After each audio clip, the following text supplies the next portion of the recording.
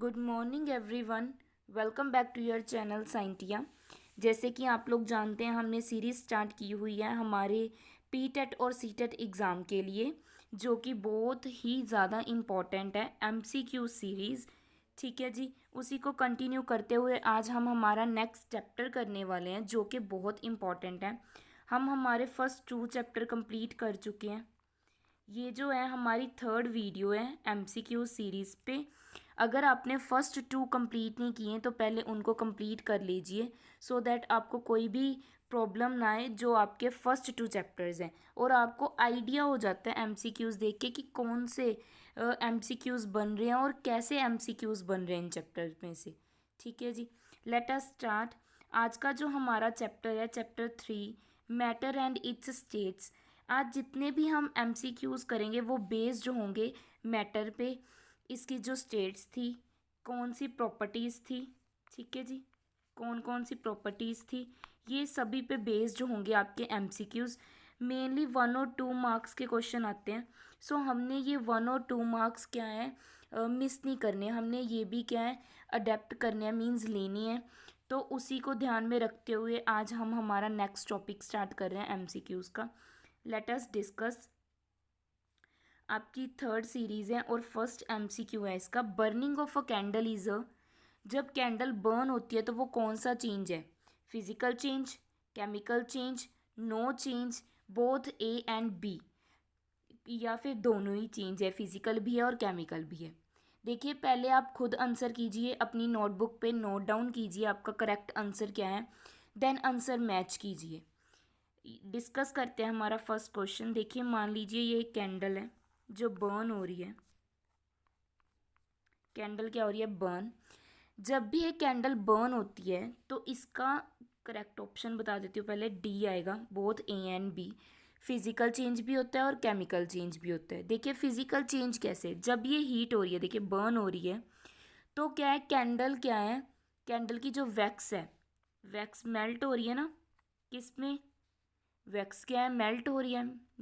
ठीक है जी, पिघल रही है, वैक्स की हो रही है, मेल्ट हो रही है। तो ये अगेन क्या है, टर्न हो जाएगी। बाद में इसको आप सॉलिड में टर्न कर सकते हो। जब ये मेल्ट होगी तो आप इसको कन्वर्ट कर सकते हो फिर से वैक्स में, मीन्स आप फिर से इसकी क्या बना सकते हो, कैंडल बना सकते हो। ठीक है जी, तो ये कौन सा चेंज हो गया? Physical change. अब ये तो बात होगी फिजिकल चेंज की, बट इसके साथ साथ आपका जो न्यू प्रोडक्ट भी तो फॉर्म हो रहा है, मीन्स एक लाइट फॉर्म हो रही है। तो इसके साथ साथ ये क्या है, केमिकल चेंज भी करता है। तो बोथ क्या है, फिजिकल चेंज भी हो रहा है, केमिकल चेंज भी हो रहा है। केमिकल रिएक्शन कैसे हो रही है? कंबस्शन हो रही है, इसमें क्या हो रही है, कंबस्टन हो रही है। तो उसको क्या बोलते हैं हम? Chemical change. क्लियर है? तो इसका जो करेक्ट ऑप्शन है वो क्या है? Both A and B. I hope आपको कंसेप्ट क्या है क्लियर हो चुका है। Let us discuss next MCQs. आपका जो नेक्स्ट एमसीक्यू है सेकंड, जब आप क्या है साल्ट को वाटर में ऐड करते हो, on addition of salt to water causes, तो क्या होता है? फर्स्ट ऑप्शन है boiling point increase, second option है boiling point decrease, and C option है कोई भी चेंज नहीं होगा, डी है फ्रीजिंग पॉइंट इंक्रीज। तो आपने बताना है, जब आप वाटर में साल्ट डाल देते हो, ठीक है जी, साल्ट ऐड कर देते हो, तो क्या होता है? बॉइलिंग पॉइंट बढ़ता है, कम होता है, या कोई भी चेंज नहीं होता, या फ्रीजिंग पॉइंट बढ़ जाता है? पहले आप अपना आंसर नोट कर लीजिए।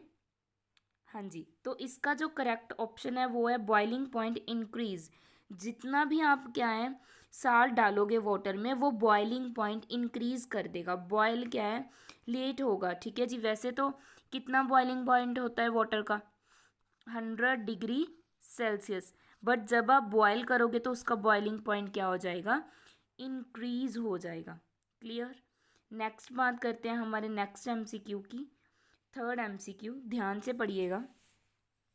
Which of the following is incorrect? पहले नोट डाउन कर लीजिए, आपने इनकोरेक्ट बताना है।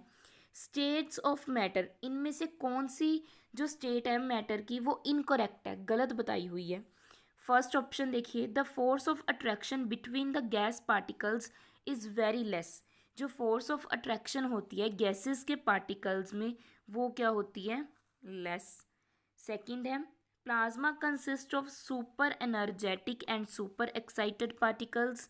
जो हमारी क्या है स्टेट है, प्लाज्मा स्टेट है मैटर की, वो किससे बनती है, सुपर एनर्जेटिक और सुपर एक्साइटेड पार्टिकल से। सी ऑप्शन है प्लाज्मा क्या है ग्लो करता है अलग अलग कलर से, वो डिपेंड किस पे करता है, नेचर, गैस का नेचर कैसा है। और डी ऑप्शन है आपके पास Bose Einstein condensation formed by heating a gas of low density. जब आप लो डेंसिटी की गैस को हीट करते हो। आपने अब इनकरेक्ट स्टेट बतानी है मैटर की। देखियो फर्स्ट ऑप्शन तो बिल्कुल करेक्ट है, ठीक है, तो ये तो आंसर नहीं होगा क्योंकि जो गैसेस के पार्टिकल हैं वो दूर दूर होते हैं, तो उनमें फोर्स ऑफ अट्रैक्शन क्या हो जाती है, लेस हो जाती है। नेक्स्ट बी क्या है, plasma consist of super energetic से भी और सुपर एक्साइटेड, ये भी करेक्ट है, ठीक है, बट हमने तो इनकरेक्ट बतानी है। सी ऑप्शन क्या है, plasma glows with a colour depend on nature of the gas. जो प्लाज्मा है वो किससे बनता है, नेचर ऑफ गैसेस के अलग अलग से, मीन्स जैसे गैस का नेचर है उसके अकॉर्डिंग कलर देता है, ये भी बिल्कुल करेक्ट है। और लास्ट ऑप्शन देखिए ये हमारा आंसर है correct, D means incorrect statement है ये। अब इसमें इनकरेक्ट क्या है ये देखते हैं हम। Bose Einstein condensation formed by heating, no it's by cooling. जब गैसेस की क्या होती है, कूलिंग होती है, तब ये क्या है, बोस आइंस्टाइन कंडेंसेट होता है, ठीक है जी। तो इसका जो करेक्ट ऑप्शन है वो क्या है, D. Next fourth is boiling is change in state. Boiling कब होता है, जब कौन सी स्टेट किस में चेंज होती है। First option gas to liquid, जब गैसेस के मॉलिक्यूल लिक्विड में चेंज होते हैं। लिक्विड टू गैस, जब लिक्विड के मॉलिक्यूल गैस में चेंज होते हैं। सॉलिड टू गैस, जब सॉलिड के मॉलिक्यूल्स गैस में चेंज होते हैं। और डी ऑप्शन है आपकी सॉलिड टू अ लिक्विड, जब सॉलिड के जो पार्टिकल्स हैं वो गैस में चेंज होते, सॉरी लिक्विड में चेंज होते हैं। तो आपने क्या बताना है, बॉइलिंग, बॉइलिंग कब होती है। इसका करेक्ट ऑप्शन है, देखिए जब क्या है लिक्विड गैस में चेंज होना स्टार्ट कर दे, वेपर्स बनने स्टार्ट कर दे, तो इसका जो करेक्ट करेक्ट ऑप्शन है वो है ऑप्शन बी। आई होप आपको क्लियर हो चुका है ये। नेक्स्ट हम डिस्कस करते हैं हमारा fifth MCQ.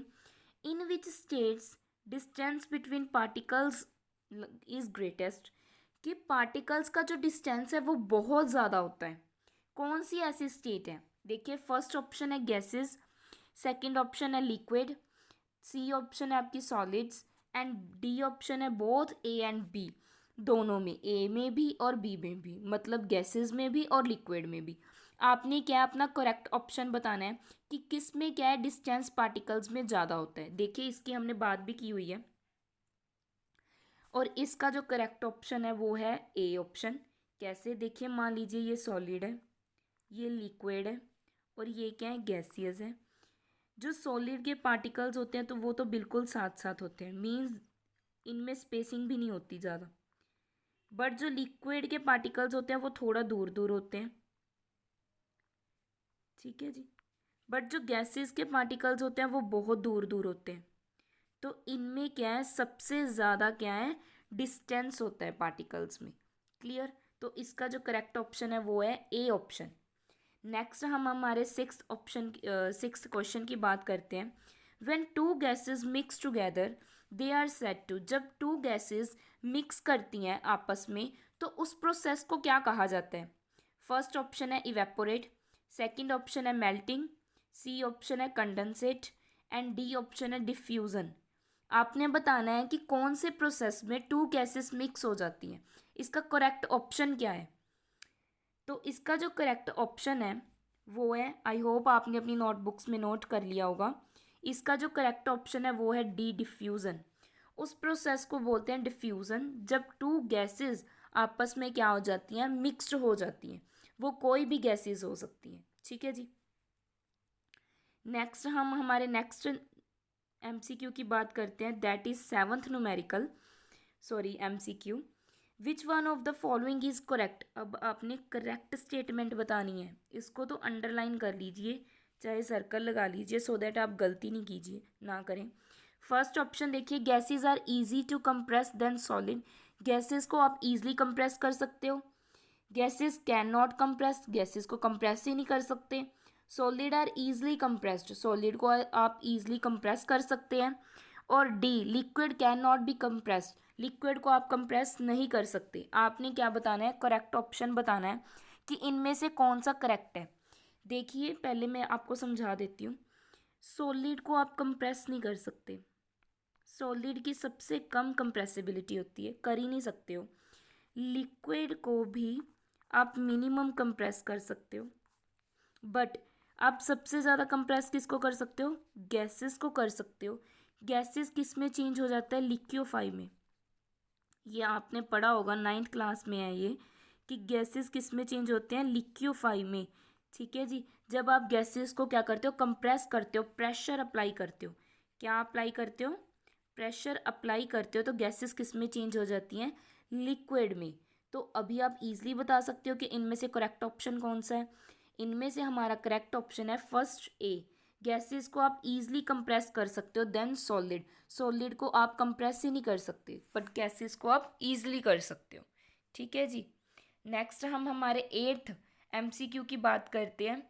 An example of a substance that can sublimate, जो सब्लिमेट हो सके उनको क्या कहा जाता है। आपने ये बताना है कि ऐसा कौन सा ऑप्शन है जो क्या इजीली सब्लिमेट हो सकता है।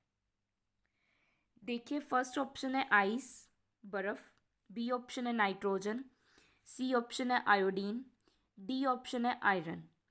पहले सब्लिमेट क्या होता है, जब सॉलिड डायरेक्टली किस में कन्वर्ट हो जाए, गैसेस में, या फिर गैसेस डायरेक्टली किस में कन्वर्ट हो जाए, सॉलिड में, उस प्रोसेस को सब्लिमेशन बोलते हैं।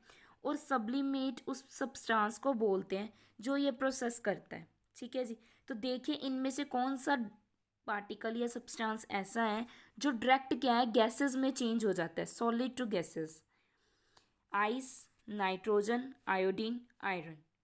तो इसका जो करेक्ट ऑप्शन है वो है सी, आयोडीन। आयोडीन एक ऐसा सब्सटेंस है जो ईजिली सॉलिड टू गैसेस में चेंज हो जाता है। ठीक है जी। नेक्स्ट हम हमारे 9th MCQ की बात करते हैं। आई होप आपको 8 के 8 MCQ समझ आ चुके हैं। नेक्स्ट 9th देखिए, melting point of water, water का मेल्टिंग पॉइंट कितना है। अभी आपने ये बताना है कि वाटर का मेल्टिंग पॉइंट कितना है। Just a second. हाँ जी, 0 degree Celsius, 100 degree Celsius, 20 degree Celsius या फिर 10 डिग्री सेल्सियस। आपने बताना है कि वाटर का मेल्टिंग पॉइंट कितना है, कौन सा मेल्टिंग पॉइंट है, मीन्स कितने डिग्री सेल्सियस पे वाटर मेल्ट होना स्टार्ट कर देता है। तो इसका जो करेक्ट ऑप्शन है that is 0 degree Celsius. Water क्या है, 0 डिग्री सेल्सियस पे क्या होना स्टार्ट कर देता है, मेल्ट करना स्टार्ट कर देता है। ठीक है जी। और बी ऑप्शन इस पे क्या करता है, बॉइलिंग करना स्टार्ट कर देता है 100 डिग्री सेल्सियस पे। ये तो आपको पता ही होगा, ये बॉइलिंग पॉइंट है और ये क्या है, हमारा मेल्टिंग पॉइंट है। तो करेक्ट ऑप्शन कौन सा हुआ, ऑप्शन ए। नेक्स्ट हम बात करते हैं 10th क्वेश्चन की। The melting point of ice is same as the freezing point of water. क्या जो मेल्टिंग पॉइंट है आइस का, जब आइस मेल्ट होती है और जब वाटर फ्रीज होना स्टार्ट करता है, वो सेम होता है, मीन्स ये दोनों सेम है। ट्रू और फॉल्स में बताना है आपका। जो फर्स्ट ऑप्शन है ए वो है फॉल्स और बी ऑप्शन है ट्रू। आपने बताना है कि ये जो स्टेटमेंट है कि melting point of ice is same as freezing point of water, ये ट्रू है या फॉल्स है। देखिए इसका जो करेक्ट ऑप्शन है वो है ऑप्शन बी, ये बिल्कुल ट्रू है, क्योंकि मेल्टिंग पॉइंट ऑफ वाटर है, सॉरी आइस है, और चाहे फिर हम बात करें फ्रीजिंग पॉइंट ऑफ वाटर, ये दोनों क्या होते हैं, एब्सल्यूटली सेम होते हैं, दोनों एक ही बात है। ठीक है जी। नेक्स्ट हम हमारे 11th MCQ की बात करते हैं कि the hardest non natural material. आपने एक तो हार्डेस्ट मटेरियल का नेम बताना है, नेचुरल है मटेरियल, वो कौन सा है। ऑप्शंस देखिए, option A diamond, B lead, C steel, D graphite. इन 4 में से कौन सा ऐसा मटेरियल है जो हार्डेस्ट मटेरियल के नाम से जाना जाता है, बहुत ही हार्ड है। ठीक है जी। आपने करेक्ट ऑप्शन बताना है, आई होप आपने अपनी नोटबुक में नोट कर लिया होगा, तभी आप समझ पाओगे, अपना चेक कर पाओगे कि आप कौन से लेवल पे हो। ठीक है जी। इसका जो करेक्ट ऑप्शन है वो है diamond, option A. Diamond is a hardest metal, natural material, sorry. ठीक है जी। आपने अपने आज एक काम करना है, मार्क्स 15 में से कितने आए ये कमेंट करके बताना है, मुझे भी तो पता लगे आपको समझ आ रहे हैं और आपके कितने मार्क्स बन रहे हैं। ठीक है जी। नेक्स्ट 12th MCQ की बात करते हैं।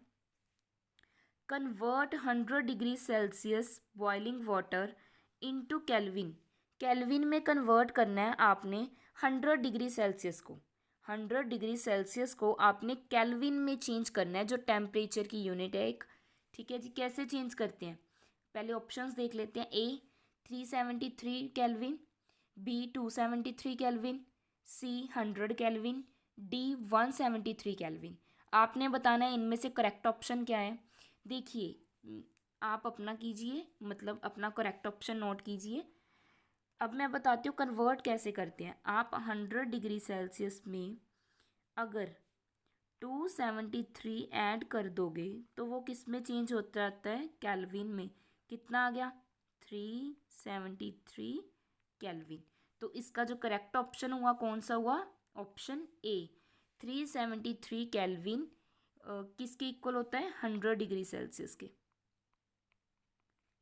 ठीक है जी।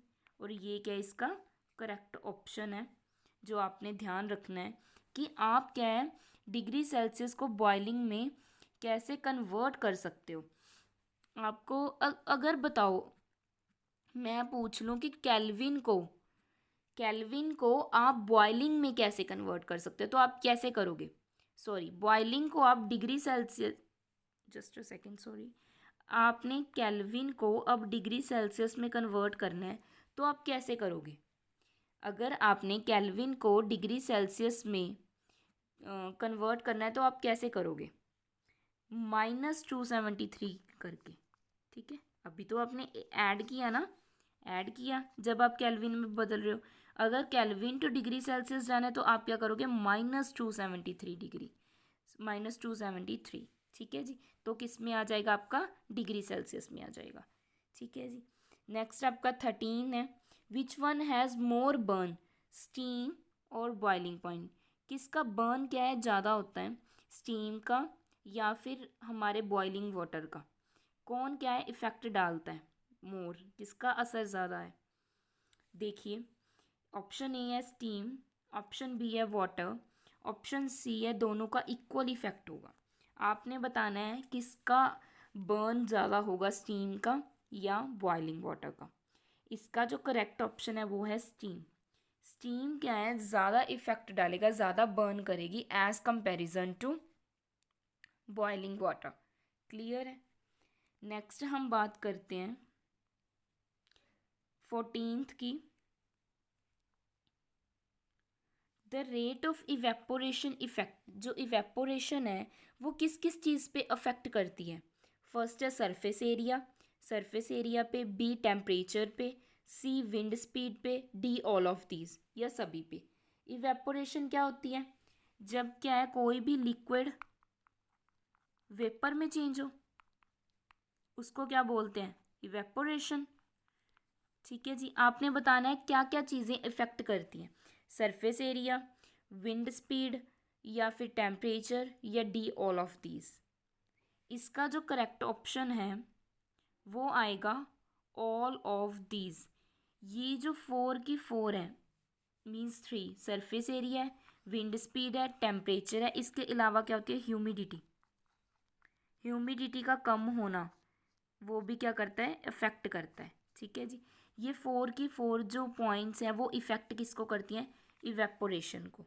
ठीक है जी। तो इसका करेक्ट ऑप्शन कौन सा आ गया, ऑल ऑफ दीज। नेक्स्ट है 15th, हमारा जो लास्ट MCQ है। SI unit of temperature, temperature की SI यूनिट क्या है। ध्यान दीजिए, मैंने SI यूनिट पूछा है। फर्स्ट है केल्विन, बी ऑप्शन है डिग्री सेल्सियस, सी ऑप्शन है फ़ारेनहाइट, और ऑप्शन डी है बोथ A एंड B, दोनों ही SI यूनिट है। आपने करेक्ट ऑप्शन बताना है। तो इसका जो करेक्ट ऑप्शन है मींस SI यूनिट का टेम्परेचर का, वो कितना है? एसआई यूनिट टेम्परेचर की कौन सी है? केल्विन। कौन सी है? केल्विन। के साथ लिखा जाता है, स्मॉल ऐसे, ठीक है। केल्विन के साथ डोनेट किया जाता है। ये क्या है? हमारा सिंबल है ये टेम्परेचर को डिनोट करने का। केल्विन जो इसकी एसआई यूनिट है, हम इसी में मेयर करते हैं टेम्परेचर को, ठीक है जी। Thank you so much. अगर आपको वीडियो अच्छी लगती है लाइक कीजिए, कमेंट कीजिए, शेयर कीजिए। अगर आपने अभी तक सब्सक्राइब नहीं किया तो सब्सक्राइब कर लीजिए हमारे चैनल को और बेल आइकन को प्रेस कर लीजिए। और आज आपने बताने हैं आपके 15 मार्क्स में से कितने मार्क्स बने, आपके कितने आंसर्स करेक्ट हैं। कोई चीटिंग नहीं करनी, ऑनेस्टी के साथ बताना है आपके कितने मार्क्स बने हैं, ठीक है जी। आज देखते हैं कितने कितने मार्क्स बने सभी के। Thank you.